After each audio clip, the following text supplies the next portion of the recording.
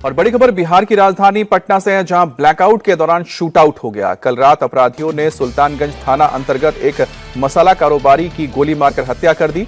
कल रात पटना में 7 बजे से 7:15 तक ब्लैकआउट किया गया था और इसी दौरान मुसल्लापुर हाट में बदमाशों ने पिंटू कुमार नाम के मसाला कारोबारी की गोली मारकर हत्या कर दी। हत्या के बाद बाजार में अफरा तफरी मच गई। बाजार में मौजूद लोगों ने फौरन पिंटू कुमार को पटना मेडिकल कॉलेज अस्पताल पहुंचाया, लेकिन डॉक्टर्स ने उन्हें मृत घोषित कर दिया। बताया जा रहा है कि बाइक सवार बाजार में पिंटू कुमार की दुकान पर पहुंचे और अंधेरा होते ही फायरिंग कर मौके से फरार हो गए। एक गोली पिंटू कुमार के सिर में लगी, जिससे वो गंभीर रूप से घायल होकर जमीन पर गिर पड़ा। घटना की सूचना मिलते ही सुल्तानगंज थाने की पुलिस मौके पर पहुंची। इलाके की घेराबंदी कर जांच शुरू कर दी गई।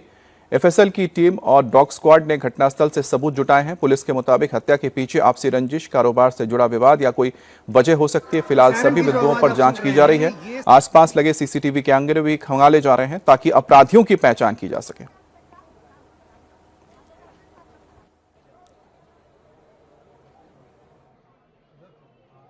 यहाँ मुसल्लापुर हाट में जो सुल्तानगंज थाने में पड़ता है। आपको पता होगा कि आज 7:15 का ब्लैकआउट था। उसी ब्लैकआउट के दौरान यहाँ पे मुसल्लापुर हाट में एक मसाला व्यापारी है जो अपनी दुकान पे थे और उनसे जस्ट 1 या 2 हाथ के डिस्टेंस पे उनके फादर भी थे। इसी में जब अंधेरा होता है तो अंधेरे का फ़ायदा उठा के किसी अज्ञात अपराधकर्मी के द्वारा क्लोज रेंज से उन्हें संभवतः गोली मारी गई है। पोस्टमार्टम में क्लियर होगा। प्रथम दृष्टया लग रहा है कि फायदा नहीं दे रही है, परंतु आसपास के लोगों का जो बयान दिया गया उससे यह निकल कर आ रहा है कि आवाज़ काफ़ी हल्की से हुई।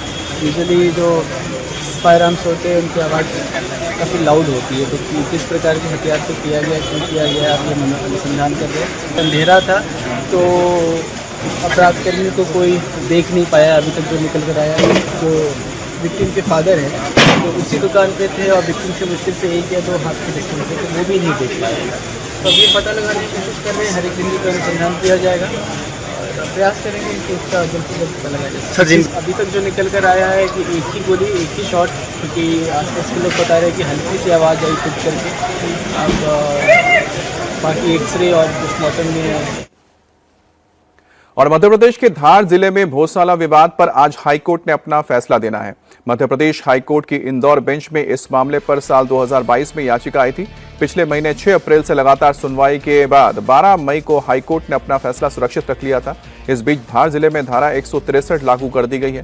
5 से ज्यादा लोगों के इकट्ठा होने पर पाबंदी लगा दी गई है और किसी भी तरह के धरना प्रदर्शन और जुलूस पर भी रोक लगाई गई है। Madhya Pradesh police social media पर भी किसी भी तरह के भड़काऊ कमेंट डालने वाले की सख्त मॉनिटरिंग कर रही है और इसके साथ ही पेट्रोल डीजल की बोतल में बिक्री पर भी कड़ी निगाह रखी जा रही है। ऐसा करने वालों के खिलाफ एक्शन की तैयारी चल रही है। कुल मिलाकर पुलिस चौकस है। अब हाईकोर्ट के फैसले का इंतजार है।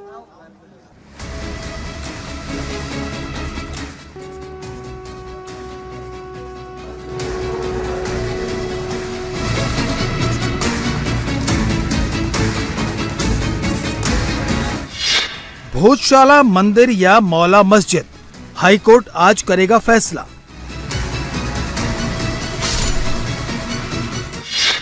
हिंदू पक्ष की दलील में दम या मुस्लिम पक्ष की आपत्ति रहेगी बरकरार।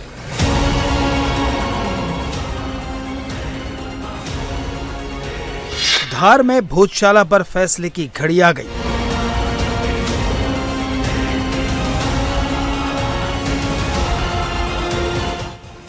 भोजशाला हिंदुओं के आराध्य मां वाग्देवी अर्थात मां सरस्वती का मंदिर है या फिर कमाल मौला की मस्जिद।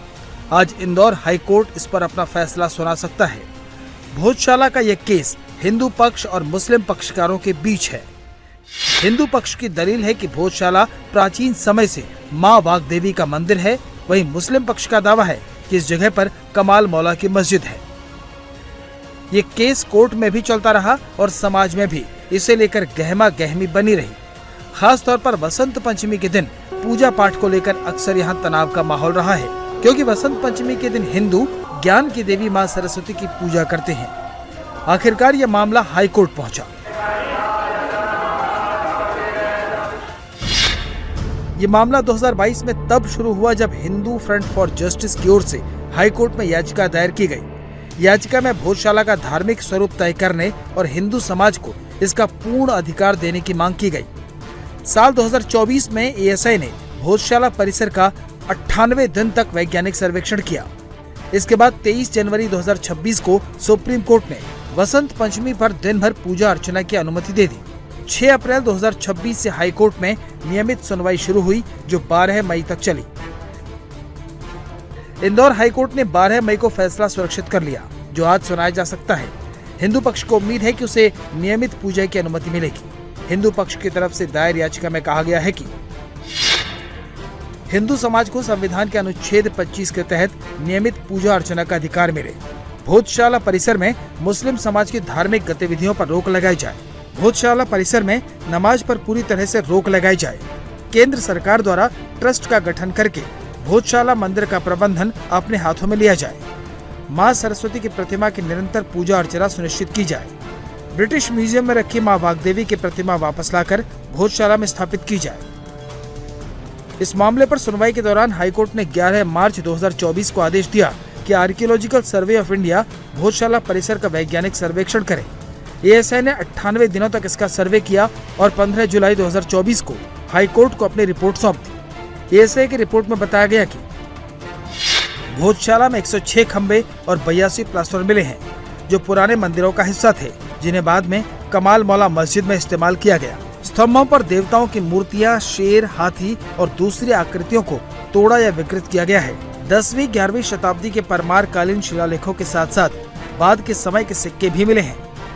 एएसआई की 2000 पन्नों से ज्यादा की रिपोर्ट बताती है कि यह स्थल मूल रूप से एक हिंदू मंदिर रहा होगा।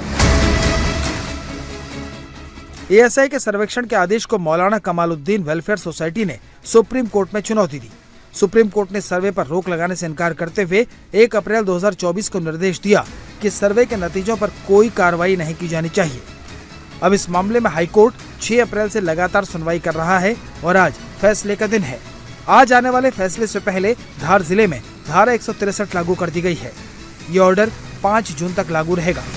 जिला प्रशासन के ऑर्डर में साफ कहा गया है कि बिना इजाजत के 5 या ज्यादा लोग इकट्ठा नहीं हो सकते।